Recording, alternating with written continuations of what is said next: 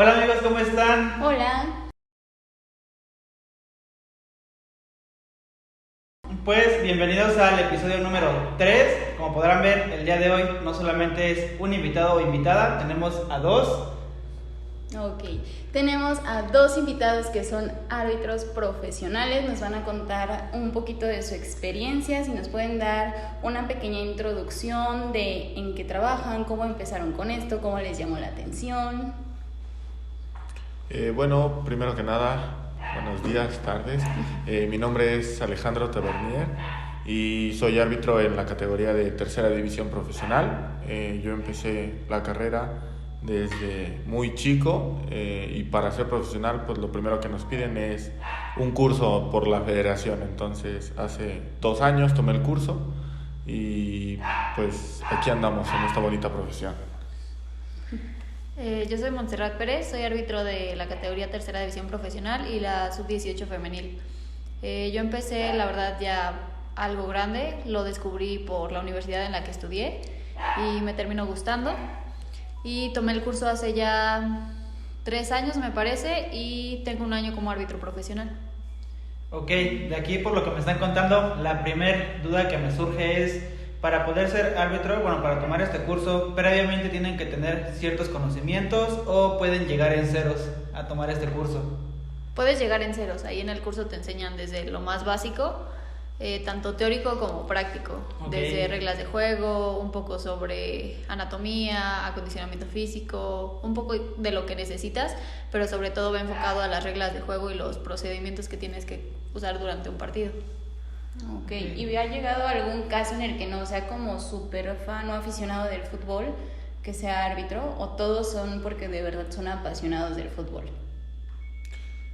Pues más que nada lo que busca la carrera es gente que esté muy metida dentro del fútbol y que le guste aplicar las reglas dentro del campo, pero sí ha tocado ver gente que no tiene a veces ni idea de lo que ha sido estar en un campo de fútbol como árbitro, como jugador. Muy Ok, bien. eso es muy interesante porque relacionan siempre con, pues si es árbitro de seguro, bueno, me ha tocado escuchar comentarios de es futbolista o mujer u hombre frustrado que no llegó a ser y se metió como árbitro, o le apasiona toda la vida, le ha apasionado y por eso también pues se metió a este deporte, porque sí es deporte. Ahora, ¿cómo es el nombre tal cual? ¿Es arbitraje profesional o cuál es el nombre que se le da a este deporte?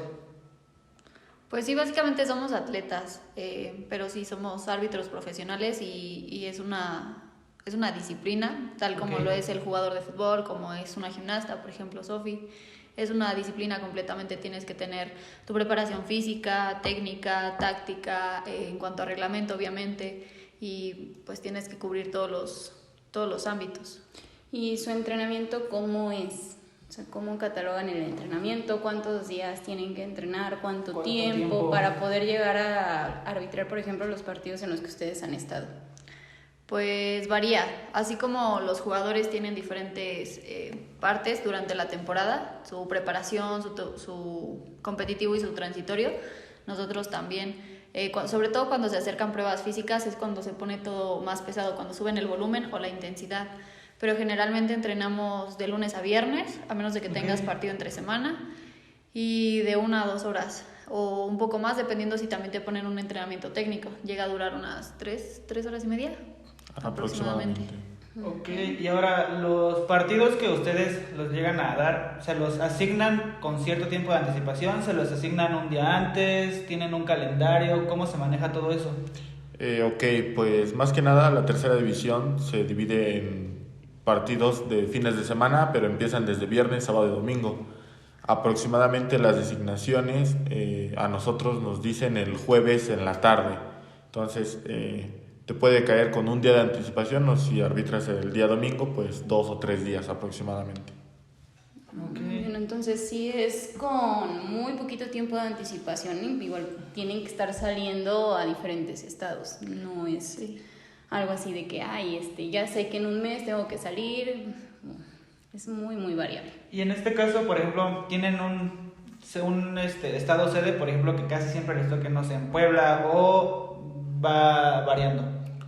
Es muy variado, te puede tocar en tu ciudad donde estás radicando te pueden mandar muy lejos, 5 o 6 horas de viaje aproximadamente por partido. Entonces ahí sí depende mucho el partido, qué tan complejo es y cómo se puede ir dando. ¿Qué es lo más lejos que han viajado para algún partido? Yo lo más lejos que he viajado han sido 4 horas, 4 horas y media, no mucho. Ok. Lo más lejos que me ha tocado viajar han sido 5 horas y media. Okay. Entonces sí es un buen tiempo, considerando que muchas veces van de ida el mismo día y regresan. Son aproximadamente 10 horas en las que tienen que estar 8 en carretera. Y en este caso, la federación les facilita el transporte, ustedes tienen que ver cómo se van, porque me imagino que sí les pagan los viáticos, pero, bueno, en dado caso de que no sé, pero les facilitan el transporte, ustedes tienen que ver cómo irse a la ciudad, a donde van a arbitrar. En nuestra categoría todavía no nos cubren los viáticos, entonces nosotros, si tenemos la fortuna de compartir con otros compañeros, pues ya se dividen los gastos entre la tripleta o incluso si somos más, pues mejor, pero si vas tú solo tienes que cubrir todos tus gastos. Okay. ¿A partir de qué división ya les empiezan a cubrir estos viáticos? Creo que es la Liga Femenil, Expansión y Varonil. No sé si en Premier ya cubran. En segunda división, lo que es ahorita LP, sí te cubren viáticos, no en su totalidad, pero sí. Ya empiezan sí a te cubrir. dan una parte, así es. Ok. Y ustedes como árbitros, bueno, han estado, me imagino, abanderados, centrales, pero ¿cuál ha sido su momento que ustedes digan, este ha sido mi momento más frustrante? Más complicado. Exactamente. Pues fíjate, para empezar, primero eres árbitro asistente. Cuando empiezas en el sector profesional, en tercera división vas como árbitro asistente y pues mucha de la inexperiencia que traes al no saber cómo funciona la categoría, qué tan complicada es, pues sí, los primeros partidos llegan a ser muy complicados por la gente, por los mismos jugadores que te pueden poner difícil la situación. Pero sí, como en todos los partidos encuentras un momento frustrante, que no quisieras repetir, de hecho. Para ti, ¿cuál ha sido el momento más complicado, más difícil? Dentro del campo tuve un partido en el que ya como central, tuve un asistente que de verdad no sabía nada, entonces entre que me tocó el escenario, siempre planeamos antes de un partido todo lo que puede suceder, ¿no? Y nos basamos un poco en las estadísticas, en cómo vemos los equipos y todo, ¿no? Era casi el típico primero contra último y nos pasó lo menos esperado, iba ganando el último lugar, el primero no sabía qué estaba pasando, la gente dentro del campo, las chicas estaban frustradas, los técnicos también estaban frustrados y luego también tener que cargar con esa parte, sí llega un momento en el que, o sea, yo de verdad ya saqué el partido porque lo tenía que sacar, pero ya después ya como que necesitaba un desconecte total porque no podía con esa presión, con esa frustración de no poder hacer como mi trabajo y hasta ahí, ¿no? Sino tener que cubrir otras responsabilidades que no me correspondían del todo. Es muchísima presión, me imagino. ¿Ha habido algún momento en el que ustedes hayan sentido esa presión por el público en general, que sean así muy precisos con ustedes de alguna forma? Que se metan ya con su persona. Ajá. Sí, claro, yo tuve de mis primeros juegos en el sector, fuimos a México, a la ciudad, y la porra era muy pesada, o sea, tienes la porra 2 metros atrás, 3, y te gritan de todo, o sea, 90 minutos que dura el partido, los 90 minutos no te dejan de gritar, pues de todo, o sea, por un momento hasta llegas a temer que te puedan de verdad hacer algo allá afuera, porque pues estás vulnerable, la seguridad no alcanzaría, los puntos de acceso son muy vulnerables, entonces sí sientes demasiado la presión de la gente. Además era un clásico de zona, entonces eso también calienta mucho, tanto adentro como afuera. Ok, ¿tú no has vivido alguna experiencia así? Viví el mismo partido, pero del otro lado, con una pared que me cubría y lejos de toda la gente, entonces para mí fue un partido divertido. Y tocando a ese tema como de la presión, tú siendo mujer, ¿te ha tocado alguna situación difícil? Que te hayan desmeritado tu trabajo por ser árbitro mujer. Siempre, casi siempre, sobre todo Bueno, uno pensaría que en la categoría varonil nada más, pero incluso en la femenil muchas veces, a pesar de que estamos dirigiendo a niñas, de todos modos la gente nos grita, regrésate a tu casa, vete a lavar los trastes. Okay. Pues lo normal, que no debería ser, pero es lo Pero normal, ¿qué pasa? es el pan de cada día como mujer y como mujer en este ámbito. ¿Y solamente es de parte del público o igual te ha Exacto. tocado que las mismas jugadoras sean quienes van con Jugadoras, esa idea? equipo técnico. Ajá, el cuerpo técnico. Como tal, no. Bueno, al menos en la categoría femenil no, porque como que entendemos todas que estamos buscando luchar por ese espacio que nos ha costado muchos años lograr, pero en la categoría varonil sí de repente te ven los chavos y así como de, ay, es una chica, ¿no? Y creen que te van a poder hacer como quieren, pero ya cuando les muestras el carácter y la personalidad, ya como que, ok, Ya le hasta miden ahí. más. Y lo mismo con los técnicos, generalmente pues te ven joven, te ven señorita y es como de, ay, me la voy a hacer como yo quiero y pues no, tienes que mostrar ese carácter, esa personalidad y esa autoridad que a final de cuentas tú como árbitro tienes. ¿Y a ustedes les ha tocado ver, no sé si les ha pasado o con colegas de ustedes, el que no impongan ese carácter, sea hombre o mujer, y que se les salga de las manos el partido, ya sea con los mismos jugadores, con la gente, con el cuerpo técnico, que sepan de algo, o sea, no decir nombres, pero que sabes que a un colega sí le pasó esto y puede llegar a más? Sí, claro. Pues en este ámbito son muchos partidos los que nos tocan a veces dirigir y a veces ver a compañeros. Y sí, el tema psicológico y mental de la persona influye mucho.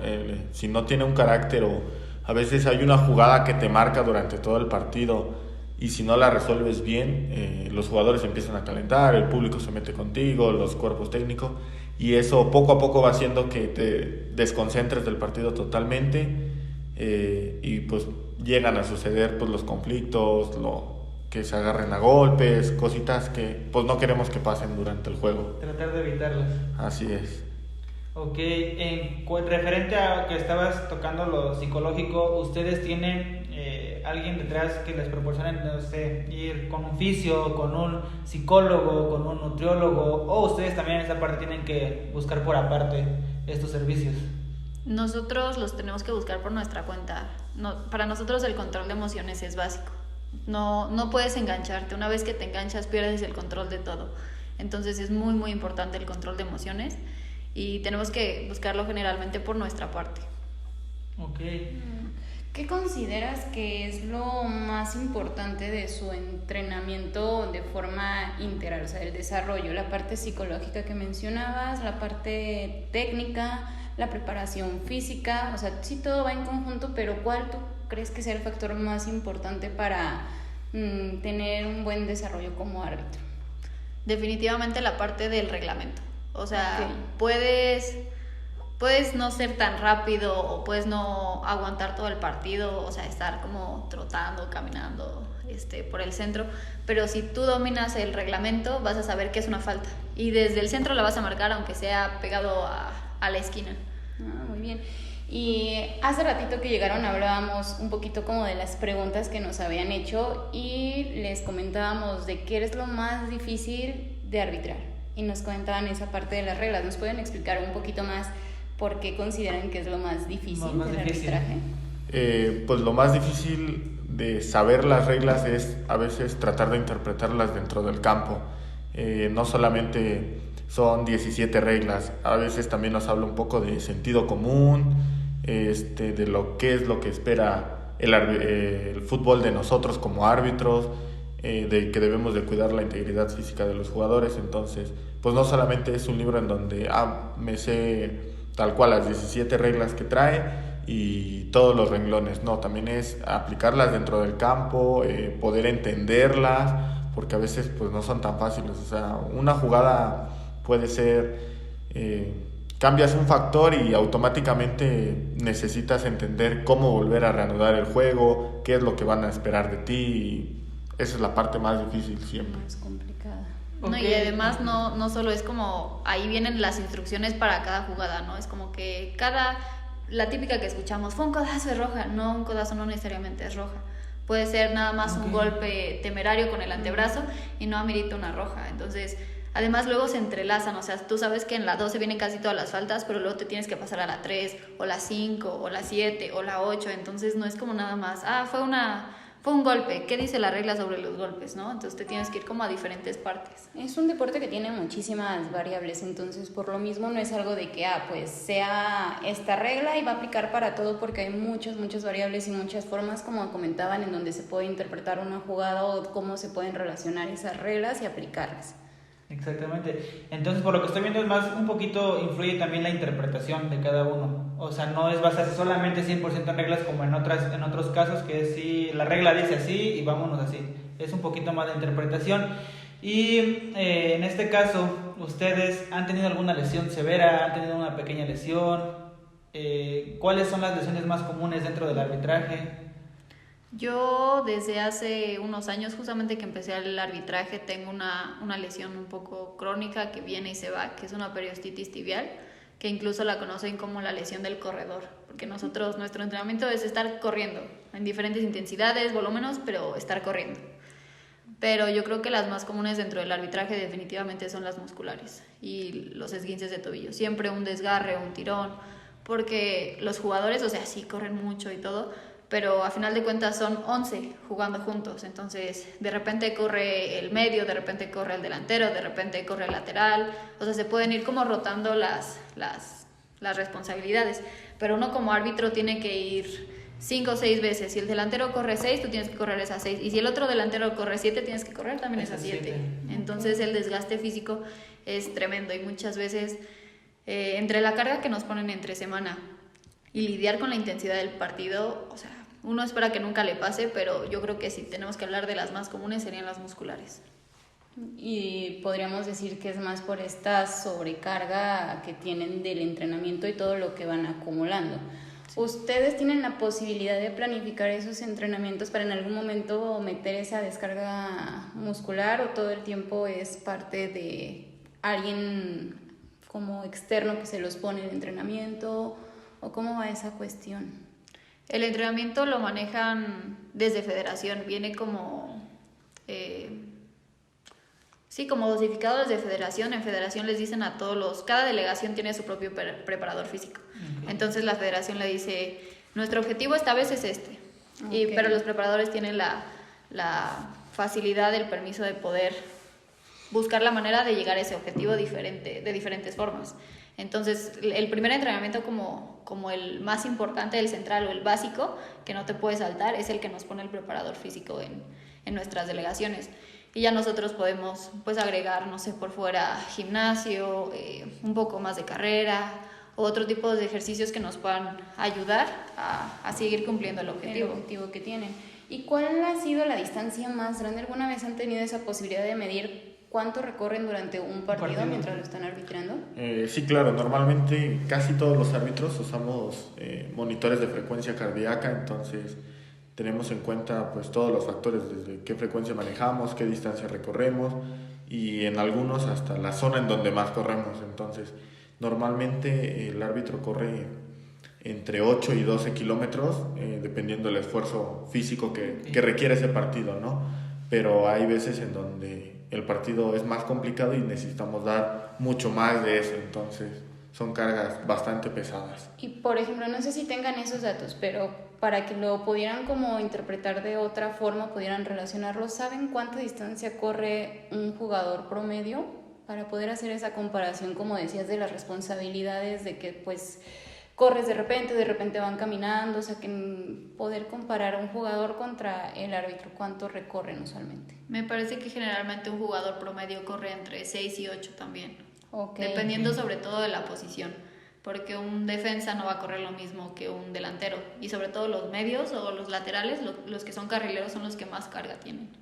Okay, entonces sí van casi a la par, porque yo creo que muchos creen que los árbitros es así como de, pues cualquiera puede ser árbitro. Se da mucho en los partidos, no sé, que por ejemplo Iván juega los domingos y dicen, el árbitro pues no hace nada, ya se cansó, no sé. Igual y sí es menospreciar, pero es como jugador no profesional o como gente que va al estadio, es como de, cualquiera puede hacer su trabajo, y pero sin conocer todo esto que todo lo estamos que hay hablando. detrás, todo lo que hemos estado tocando, que pues no es cualquier cosa, requiere mucho tiempo, muchos conocimientos y muchísima preparación. Y ahora, hablando un poquito más, les comentábamos acerca del VAR. ¿Ustedes creen que es indispensable, que no es indispensable, que sí les ayuda, que les perjudica, desde su punto de vista? Pues muy bien, en la categoría en donde estamos nosotros no se ocupa el VAR. Okay. Es tal cual la apreciación que tiene el árbitro en el momento y la decisión que toma en segundos. Pero si tuviéramos que hablar un poquito más de pues cómo lo vemos en primera división con los mismos árbitros que platicamos cuando luego nos juntamos, tenemos el punto de vista todos en que le quita la esencia al fútbol, en que el VAR vino nada más para ocuparse en situaciones que le beneficia a algunos, no a todos. Entonces, sí, nosotros creemos que es mucho mejor sin el VAR. O sea, hay errores, pero como tal, el error es humano. Entonces, es la mejor parte del fútbol, el que te puedes equivocar en cualquier momento como jugador o como árbitro. Y ahora, hablando de ustedes mismos, sus objetivos, sus metas que tengan a corto, mediano y largo plazo en este deporte. Pues en lo personal, el corto sería el debut en Liga Femenil como árbitro central. Okay. Y obviamente el sueño siempre va a ser tener un gafete FIFA, ir a torneos internacionales, y afortunadamente cada vez también para nosotras como mujeres el acceso a esas oportunidades no es tan lejano. Lo vemos, por ejemplo, con árbitras como Karen Díaz, Enedina Caudillo, árbitras centrales, Priscila Pérez Borja. Bueno, las dos hermanas Pérez Borja ya son gafetes FIFA, y eso te permite salir a competencias internacionales, premundiales, mundiales, olímpicos, y a final de cuentas creo que el sueño de todos como deportistas, no solo como árbitros, siempre va a ser el deporte en lo élite. Okay. ¿Y crees que esa parte de el apoyo a las mujeres o esa oportunidad que ya se les está dando y que tú crees que ya es un poco más fácil o que ya las tienen en la mira para poder debutar, sea solamente en México o es en general a nivel internacional? Es un poco complejo porque a final de cuentas depende de la cultura de cada país. Pero lo vemos, por ejemplo, este mundial van a ir varias árbitras mujeres. Sí. O sea, va a ir Stephanie Frappart, que yo creo que internacionalmente es la árbitro mujer que ha logrado más cosas, las cosas más importantes, y siempre las ha respaldado con un buen trabajo, que a final de cuentas también es lo importante, ¿no? Siempre y cuando hagas un buen trabajo, creo que no debería importar si eres hombre o mujer. Por ejemplo, de México también va a ir una mujer, va a ser Karen Díaz. Entonces creo que muchas veces lo más importante es que nosotras como mujeres esperemos que a estas árbitras que ahorita están llegando a estos puntos, esperemos que lo hagan bien, y sabemos que cuentan con toda la preparación para hacerlo bien. Okay. Porque eso automáticamente a nosotras que vamos empezando nos va a abrir más puertas. Y en este caso, tocando el tema de discriminación un poquito hacia las mujeres, ¿ustedes han notado que también hay discriminación como en racismo dentro de este ámbito? Que a los hombres es como de, no, tú no por esto. Creo que actualmente ya no está tan marcado. Sí, de repente, cuando sobre todo salía de asistente, me tocaban árbitros que, pero tú tranquila, no pasa nada. O sea, yo ya con el trabajo y con creo que la reputación que me he estado ganando el poco tiempo que llevo dentro del profesional me avala para que ellos sepan que yo puedo hacer lo que me corresponde y hasta ahí, ¿no? Pero sí es como de, ay, no pasa nada y me avisas lo que veas y ya te digo si lo marcamos o no. Pero hablando con compañeras que ya llevan muchísimos años en esto, dicen que antes era más marcado, que de hecho cuando empezaron a admitir árbitros mujeres eran como las intrusas y era como... no las queremos, las relegamos y todo eso, y ahorita ya es un poco más unido. Ves de repente a El Gato con Enedina corriendo, trotando, compitiendo dentro del entrenamiento, y eso es lo bonito y lo padre. Bonito. Ok, y ahorita que comentábamos de torneos internacionales, cuando nosotros en la tele percibimos que pues quizás luego se comunican en diferentes idiomas, pero ¿qué es lo ideal? Cuando arbitrean un partido donde hablan idiomas totalmente diferentes, al árbitro le piden dominar los dos idiomas o se comunican solamente en inglés, en otro idioma. Pues es un tema universal, ¿no? Por ejemplo, ahorita que se acerca el mundial, normalmente a todos los árbitros les piden un idioma base que es el inglés. ¿Por qué? Porque a veces en las cuartetas arbitrales o ahorita que está el VAR implementado también, te puede tocar con gente de otros países como árbitro. Entonces, el idioma que les piden para poder comunicarse entre ellos mismos primero es el inglés, y posteriormente en el campo, dependiendo los equipos, pues el idioma base que les hablas es inglés. Si ellos no entienden, pues ocupamos lo más común, que es mediante gestos, mediante cositas que sean muy básicas, ¿no? Para comunicarnos. Ok. ¿Alguna duda que tengas tú acerca? No, pues creo que ya están resueltas todas las dudas que me fueron saliendo a mí, y las que igual nos preguntaron por Instagram, entonces... ¿Algún mensaje que tengan para darles, ya sea que practiquen arbitraje, que practiquen algún otro deporte, no sé, algún mensaje que les quieran dejar? Pues a final de cuentas todos los deportes son disciplinas, y lo más importante es entender esa parte, que debes tener responsabilidad, debes tener disciplina. Obviamente tienes que disfrutar lo que haces, y una vez que lo disfrutas encuentras esa disciplina, un hábito. Okay. De mi parte, pues nada más sería invitar a todos a que hagan ejercicio, no importa qué disciplina sea, cómo la quieran practicar, en qué momento, pero que nunca traten de estar inactivos. Lo mejor que pueden hacer es hacer deporte, porque es cuidarnos a nosotros mismos para la salud. Muy bien, y pues creo que sería todo por el día de hoy, por este video. No se olviden de seguirnos en nuestras redes sociales. Igual les vamos a dejar aquí abajo sus redes, por si gustan ir a darse una vuelta y conocer un poquito más de su trabajo. Nos estamos viendo en un siguiente video. Bye. Bye.